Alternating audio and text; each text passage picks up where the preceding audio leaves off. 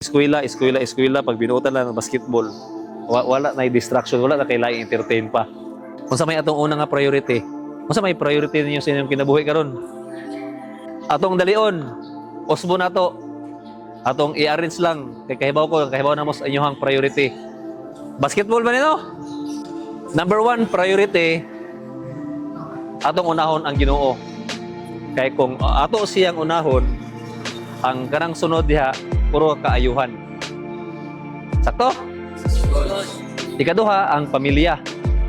Mama, imong papa, imong kaigsuonan, kanang kauban imong imong panimalay. Muna itong ipang priority. Ikatulo, atong pag-eskwela.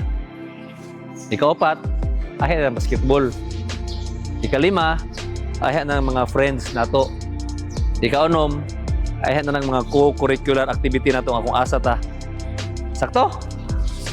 Usbod ko na nato. Memorize ha? Kung sa itong una nga priority na to? Amen. Ang number 2?